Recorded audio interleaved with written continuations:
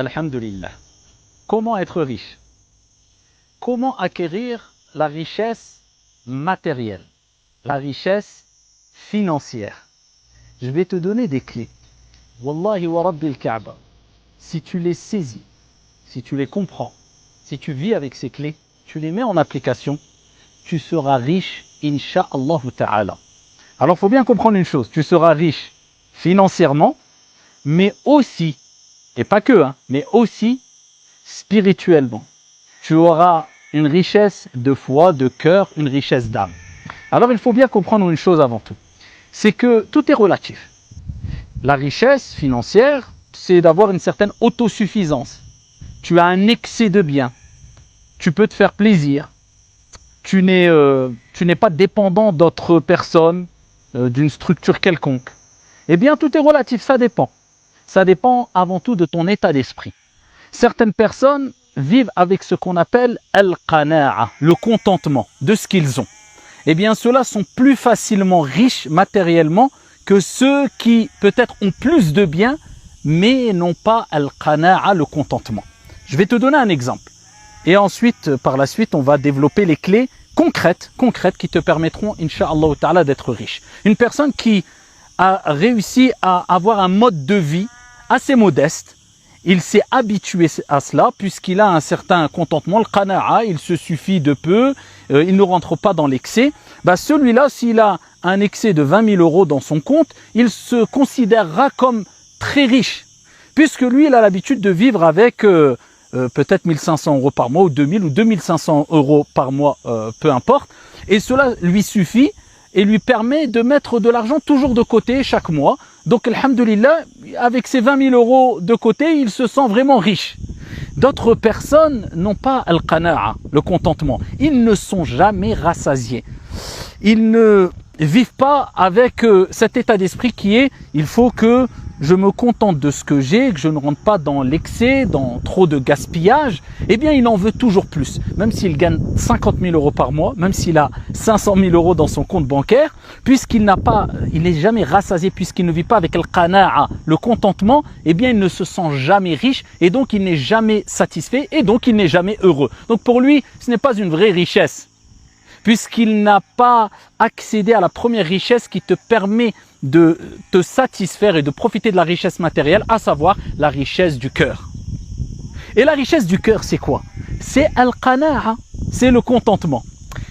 Et pour argumenter cela, je vais te donner quelques textes prophétiques et quelques versets coraniques. Allah subhanahu wa ta'ala, il nous rappelle ça maintes fois dans le Coran, ainsi que le prophète sallallahu alayhi wa sallam. Prenons l'exemple du hadith authentique où Abu Dhar radiyallahu anhu wa arda, il nous rapporte que le prophète alayhi salatu wa sallam lui a dit « Ya Aba Dhar, atara kathrat al-mal huwa al-ghina » Est-ce que tu vois le fait d'avoir beaucoup d'argent, une grande quantité d'argent comme étant la richesse?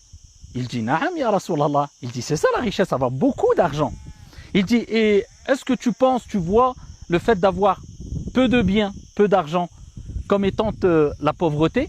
Il dit « Na'am ya Rasulallah » Il dit « Bien sûr, c'est ça la pauvreté, le fait d'avoir peu d'argent. » Et il lui dit « Ya Aba Dhar, al-ghina ghina al-qalb, wal-faqru faqru al-qalb. » Il lui rappelle que la richesse matérielle et la pauvreté matérielle dépendent de la richesse du cœur et la pauvreté du cœur. Il dit « La richesse, c'est la richesse du cœur, et la pauvreté, c'est la pauvreté du cœur. » Donc comprends bien, en plus, ensuite on va donner les clés pour être riche matériellement, ne t'inquiète pas. Alors, là tu comprends déjà qu'il est indispensable d'avoir cette richesse du cœur, cette richesse d'âme, pour pouvoir profiter de cette richesse matérielle et voir ce que tu as entre les mains, comme bien, comme matériel, comme argent, comme une réelle richesse, et profiter en étant rassasié avec un contentement sans vouloir toujours plus et sans tomber dans un excès qui ne te rendra jamais satisfait. Pour argumenter encore cela, un hadith extraordinaire rapporté par Ibn Majah. Le prophète sallallahu alayhi wa sallam a dit « Celui qui fait de sa vie d'ici-bas son principal objectif, son principal but à atteindre, Allah subhanahu wa ta'ala mettra le désordre dans ses affaires. Il va éparpiller ses affaires. » Et on voit des gens aujourd'hui ils ne savent plus où mettre de la tête. Ça marche bien leur commerce, leur affaire fonctionne très bien, mais il ne sait plus où mettre de la tête et il est perdu, il n'a plus de temps, ni pour lui, ni pour sa famille, a fortiori, encore moins pour la religion. Pourquoi? Parce qu'Allah Azza wa Jalla a dispersé ses affaires. C'est la base pour être riche, c'est de comprendre ce hadith-là. Celui qui fait de cette vie d'ici-bas son principal souci, son principal objectif à atteindre, Allah va mettre du désordre dans ses affaires. Et il ne trouvera devant lui que la pauvreté al-faqr. Tu vas t'épuiser, tu vas te fatiguer, tu vas penser que ça marche, mais devant toi tu ne verras que pauvreté. Pourquoi? Parce que tu en voudras encore plus, donc tu n'es pas satisfait, donc quelque part même si tu as beaucoup d'argent, tu n'es pas riche. Vous comprenez le rapport avec al-qana'a, le contentement? Il faut bien saisir ce sujet-là. Et il ne verra devant lui que la pauvreté et il ne trouvera, il n'acquérera que ce qui lui a été prédestiné dans tous les cas. Dans tous les cas, fatigue-toi ou pas, tu n'auras que ce qui a été prédestiné, écrit pour toi. Ton risque, il est déjà écrit, mais tu dois agir. Bien sûr, comme le prophète l'a dit. Et il dit, quant à celui qui fait de son principal souci l'au-delà, eh bien, Allah réunira ses affaires. Allah arrangera ses affaires. Allah lui facilitera ses affaires. Il sera discipliné, ordonné, ça sera carré. Il donnera du temps à chaque chose, sans excès, et il donnera son droit à chaque chose. Le droit pour lui-même, le droit pour sa famille, le droit pour sa religion, le droit, etc. Allah va réunir ses affaires. Et écoute bien, et Allah va mettre al-qana'a, le contentement dans son cœur. C'est ce qui nous importe. Vous voyez que la richesse matérielle passe par le contentement du cœur, l'apaisement. Allah va mettre le contentement dans son cœur. Et cette vie d'ici-bas viendra à lui, contrainte. Que tu le veuilles ou non, la vie d'ici-bas, c'est elle, ad-dunya, qui va venir à toi. Pas besoin de courir aveuglement, comme un fou furieux, qui ne pense qu'à et qui ne pense jamais à sa religion, en te fatiguant. Non, t'inquiète pas. Tu fais devancer l'au-delà, tu gardes les pieds sur terre, Allah va mettre le qana'a, le contentement dans ton cœur, et cette vie d'ici-bas, elle viendra à toi. Dunya, avec ses biens, viendront à toi. Donc si tu as déjà compris ça, écoute bien, tu as compris la première clé, la principale des clés, car c'est la base. Tu fais de cette dunya une option, et tu ne la mets pas de côté. Sois riche, il n'y a aucun problème. Puisque cette richesse-là, elle ne t'aura pas détourné de ton Seigneur et des actes d'adoration. Puisqu'elle ne sera pas rentrée dans ton cœur à tel point que tu deviennes aveugle. À partir de ce moment-là, tu seras reconnaissant envers ton Seigneur. Et le prophète alayhi salatu wa salam a dit, Allah est satisfait d'un riche. Tu es riche, tu as beaucoup d'argent, tu as des belles voitures, ok, mais reconnaissant. Là, tu seras reconnaissant. Puisque cette dunya ne sera pas dans ton cœur à tel point qu'elle te détourne de ton Seigneur, mais elle sera dans tes biens, dans tes poches plutôt, ou même dans ton cœur, mais sans excès. Elle ne te détournera pas de ton Seigneur. Bien au contraire, tu seras reconnaissant en donnant de l'argent, puisque tu auras réussi le test. En donnant aux pauvres, en aidant les gens, en faisant des actes d'adoration à travers ton argent, en rendant heureux les gens, puisque l'argent soit ne fait pas le bonheur, mais contribue au bonheur à partir du moment où tu l'utilises correctement. Donc première des choses, tu veux être riche, passe par la richesse du cœur. La richesse du cœur, c'est le contentement al-qana'a. À ce moment-là, Allah t'accordera les richesses matérielles. Tu fais de ton principal souci l'au-delà, pas la vie d'ici-bas. Deuxième des clés, réveille-toi tôt. Le prophète alayhi salatu wa salam a dit Bourika fi ummati ou li ummati fi bukuriha. Il a été béni pour ma communauté. Ça, c'est les clés, ça, c'est les causes. Il a été béni pour ma communauté, la matinée. C'est-à-dire, ce que tu vas faire le matin, te permettra d'acquérir une baraka, une bénédiction, que tu n'acquerras pas si tu fais ces activités-là dans l'après-midi, que tu le veuilles ou non. Alors, ne te dis pas, je me lève tard, parce que j'ai le temps l'après-midi, et ce que j'aurais pu faire le matin, je le ferai l'après-midi. Tu n'as pas compris le hadith. La bénédiction, al-baraka, elle est le matin, même si tu as le temps l'après-midi. Si tu veux le baraka, la bénédiction, ce qui te permettra de ressentir, de sentir, de profiter, de voir tes biens comme étant utiles et de profiter de tes biens, cherche la baraka. La baraka, elle est le matin, lève-toi tôt.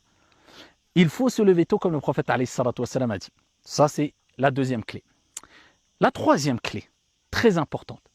Le prophète sallallahu alayhi wa sallam, fi sahih, il nous dit que celui qui veut avoir, traduction du sens, des biens abondants, beaucoup d'argent, beaucoup de biens, et voir sa vie s'allonger, avoir une longue vie, qu'il maintienne les liens de parenté. Allah, plus tu maintiendras et tu feras des efforts pour préserver, pour renforcer, pour protéger les liens de parenté, à travers ton bon comportement envers tes parents particulièrement, en les visitant et en faisant de cette visite, de cette relation, pas une corvée, pas une option, mais une priorité dans ta vie.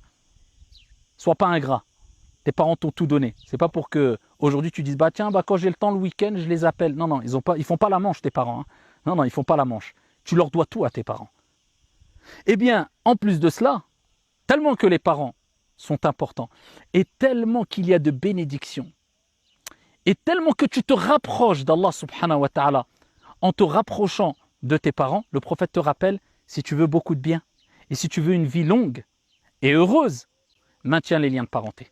Quelle est ta relation avec tes parents? Tous les jours tu les appelles? Tu prends soin d'eux? Ne me dis pas oui, je leur envoie un virement de temps en temps, je leur donne de l'argent. Non, non, non, non. Le meilleur cadeau que tu peux donner à tes parents, c'est ta présence avec un sourire et un bon comportement. Continuons. Ça, c'était la troisième clé importante. Quatrième clé. At-tawakkul ala Allah azza wa jal. Place ta confiance en Allah subhanahu wa ta'ala. Et retiens bien cela. At-tawakkul ala al-asbab shirk. Placer sa confiance dans les causes, c'est du shirk. Tarkul asbab dalal. Et délaisser les causes, c'est un égarement. Non, non. Tu utilises les causes, les moyens, et tu places ta confiance en Allah subhanahu wa ta'ala. Le prophète sallallahu alayhi wa sallam, il dit, si vous placiez votre confiance en Allah subhanahu wa ta'ala comme il se doit, Allah vous accorderait votre subsistance comme il l'accorde à l'oiseau. L'oiseau, il part, il fait les causes. Il part à quel moment il dit le prophète? Le matin. Le ventre vide et rentre le soir rassasié. Donc place ta confiance en Dieu et ne désespère pas. Sache qu'Allah subhanahu wa ta'ala, il t'accordera ton risque, insha'Allah ta'ala. Tu dois placer ta confiance en le vivant, en le riche, al-ghani subhanahu wa ta'ala. Ça, c'est extrêmement important. Place ta confiance en Allah subhanahu wa ta'ala. Parmi les moyens aussi, c'est d'être honnête. Plus tu seras honnête, et cela montrera que tu es une personne qui place ta confiance en Allah azza wa jal et pas en les causes. Certaines personnes cachent des défauts. Parce qu'il place sa confiance dans les causes. Il dit, oui, mais si je montre ce défaut-là dans ma marchandise, eh bien, je ne vendrai pas ma marchandise. Donc, tu n'as pas placé ta confiance en Dieu. Tu as placé ta confiance en ta marchandise. Le croyant, il est juste honnête, transparent. Il dit tous les détails. Il mentionne tous les défauts. Quand il vend et quand il achète. Et il est clément et miséricordieux, comme le prophète alayhi salatu wassalam l'a rappelé. Rahimallahu rajulan, qu'Allah fasse miséricorde à un homme, samhan idha ba'a, samhan idha ishtara, samhan idha iqtada. Il est indulgent quand il vend, il est indulgent quand il achète, et il est indulgent quand il réclame son dû. Et ça, c'est une clé extrêmement importante. Et une dernière clé qui te permettra d'être riche, insha'Allah ta'ala, c'est de t'éloigner des péchés et d'augmenter le repentir et la parole astaghfirullah. Al-istighfar, la demande de pardon à Dieu. Répète beaucoup astaghfirullah. Éloigne-toi des péchés.